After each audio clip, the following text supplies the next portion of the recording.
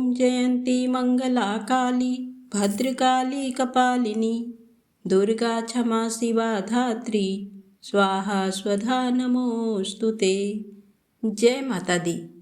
आप सभी का हमारे YouTube चैनल पर हार्दिक स्वागत है।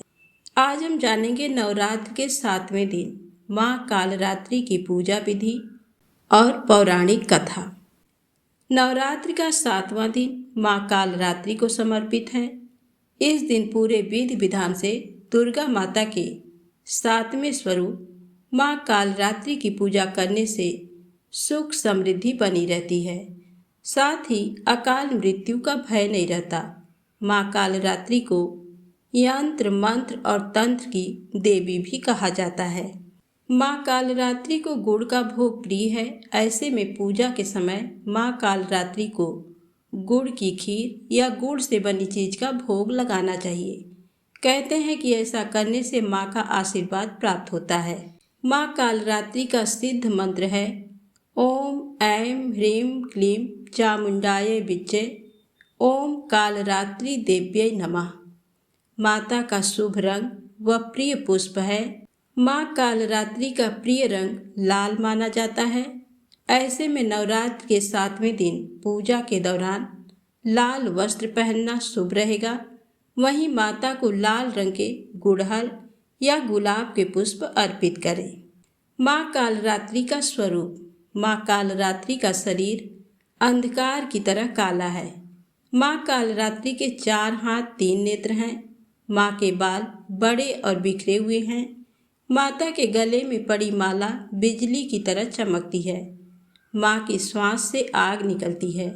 एक हाथ में माता ने तलवार, दूसरे में लौह शस्त्र, तीसरे हाथ वर मुद्रा और चौथे हाथ अभय मुद्रा में है।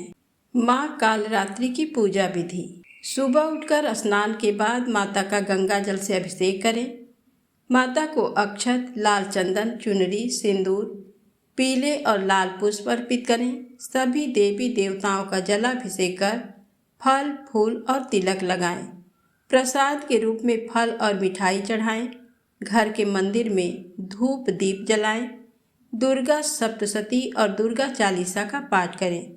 फिर पान के पत्ते पर कपूर और लौंग रख माता की आरती करें। अंत में क्षमा प्रार्थना अवश्य करें। माता कालरात्रि अपने उपासकों को काल से भी बचाती हैं, अर्थात उनकी अकाल मृत्यु नहीं होती। इनके नाम के उच्चारण मात्र से ही भूत, प्रेत, राक्षस और सभी नकारात्मक शक्तियां दूर भागती हैं।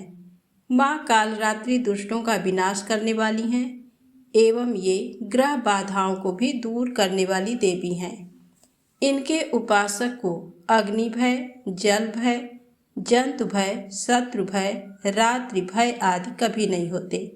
सभी व्याधियों और शत्रुओं से छुटकारा पाने के लिए माँ कालरात्रि की आराधना विशेष फलदायी होती है। अब आइए जाने माँ कालरात्रि की पौराणिक कथा। कथा के अनुसार रक्तबीज नामक एक दैत्य ने चारों ओर हाहाकार मचा रखा था।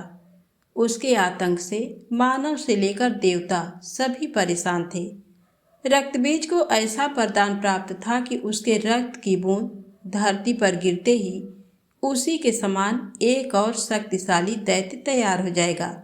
इस तरह रक्तबीज की सेना तैयार होती गई और उसका आतंक भी बढ़ता गया। रक्तबीज से परेशान होकर सभी देवतागण भगवान शिव के पास पहुँचे। शिव जी जानते थे कि रक्तबीज का अंत केवल माता पार्वती ही कर सकती हैं, इसलिए उन्होंने माता पार्वती से अनुरोध किया। तब माता पार्वती ने अपनी शक्ति और तेज से माँ कालरात्रि को उत्पन्न किया। माँ कालरात्रि का रूप रौद्र और विकराल था।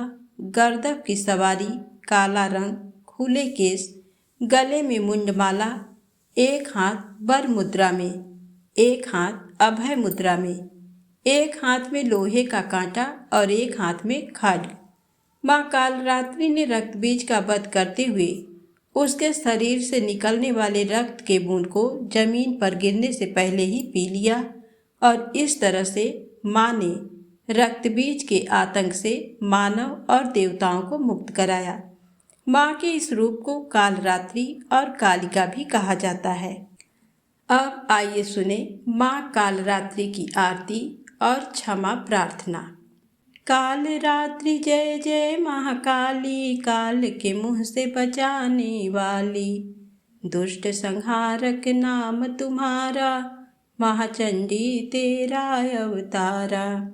पृथ्वी और आकाश पे सारा, महाकाली है तेरा पसारा। खड्ग खप्पर रखने वाली, दुष्टों का लहू चखने वाली, कलकत्ता स्थान तुम्हारा, सब जगह देखूं तेरा नजारा। सभी देवता सब नर नारी, गावे स्तुति सभी तुम्हारी। रक्त दंतिका और अन्नपूर्णा, कृपा करे तो कोई भी दुख ना कोई चिंता रहे बीमारी, ना कोई गम ना संकट भारी। उस पर कभी कष्ट ना आवे, महाकाली माँ जिसे बचावे। तू भी भक्त प्रेम से कह, काल रात्रि माँ तेरी जय, काल रात्रि माँ तेरी जय। अब सुने क्षमा प्रार्थना स्तोत्र। हे परमेश्वरी, परम भगवती, रात और दिन मेरे द्वारा सहस्त्र अपराध हुआ करते हैं। ये मेरा दास है, ऐसा समझकर आप मुझ पर कृपा करके मेरे अपराधों को क्षमा करो। ना मैं आवाहन करना जानती हूँ, ना मैं विसर्जन करना जानती हूँ, ना पूजा करना जानती हूँ। हे परमेश्वरी, मेरे अपराधों को क्षमा करें।